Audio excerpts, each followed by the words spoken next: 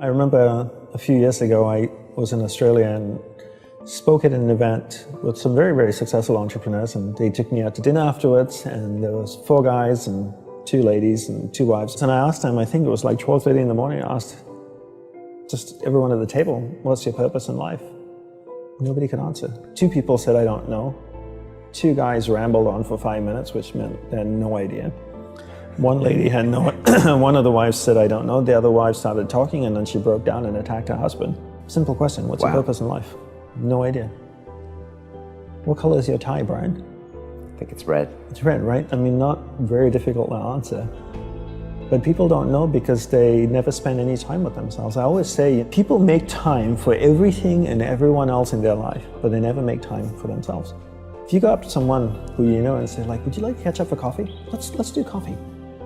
They're like, oh, I can't this week, but I can next week. How about Thursday, 7 p.m.? Perfect. I'll see you at this place.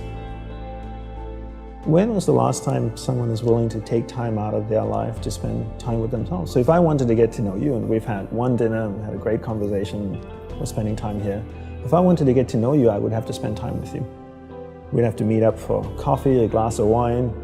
If I really want to get to know you, maybe we meet up once a week. Every Friday night, we go out for a glass of wine, we chat for a couple of hours. After a year, I'd get to know you really well, you get to know me really well. But it requires me spending time with you. So if you want to get to know yourself, you need to spend time with yourself. But in a way that you can inquire, right? So people say to me things like, oh, I walk my dog in the park, that's my time with myself. And you're like, no, it's not. That's you walking the dog. People go like, oh, I go for a jog, that's my alone time. No, that's you jogging, avoiding traffic, watching where you're stepping so you don't trip and fall over. Spending time with yourself is sitting down, closing your eyes, not interacting with the outside world, and actually going inside and having that conversation. The same conversation I would have with you and say like, hey Brian, so where did you grow up? You said California, do you like to surf? No? Hate the water, love the water? Tell me, right?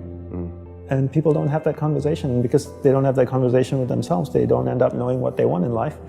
Because they don't know what they want in life, they can't focus that finite amount of energy, and then they don't live a lifestyle that brings them happiness, and most people end up being unhappy as a byproduct. So what is the tool that you suggest people use to start? Is it that focused meditation? Is it just being with themselves alone, asking questions? Yeah, I would say just, take 5 minutes out of the day every morning, and maybe even just do it Monday to Friday and take the weekends off. Wake up in the morning, shower, go to a quiet place in your home or apartment, sit down for 5 minutes, close your eyes. You could do a couple of breathing exercises, and maybe just take a few deep breaths to relax yourself, and then start having that conversation with yourself. Same conversation, and then the next natural question is, what do I talk about, right? Well, what would you talk about if you met a stranger at a bar? Would you just sit there and stare at them? Would you ask questions? What's your name? How are you feeling? What do you think about the election in America? Ask yourself these questions. Have a conversation the same way you would have with a stranger with yourself. And when you have that conversation every day, the initial conversations would be very superficial. Of how I'm feeling today, I'm hungry, didn't like the show we watched last night. And then after a week, we're not going to be talking about that. If we met once a week for 6 months, by month 3 or month 4, our conversations would be so much deeper, right? We'd be talking about much more personal stuff. And then you'd really get to know yourself. Right, and you're diving deep and just trying to find out what you really want, what motivates you, right? Who you are, how you're treating the people you love. Exactly. How you're treating yourself. Right.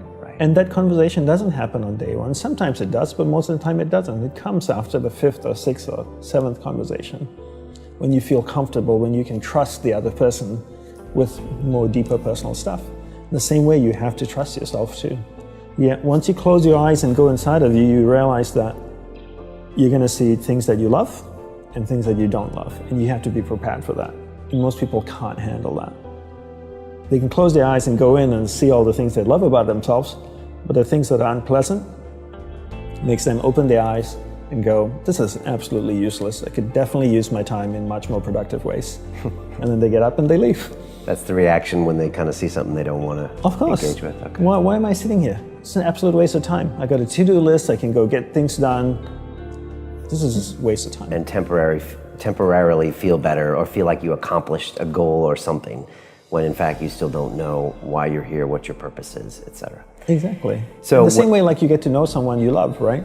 You see all the good things about them and all the not so good things. This is part of the package, right? But you love and accept them because you love that person. The same way you need to take that approach with yourself. But you can't know what you want until you spend time with yourself.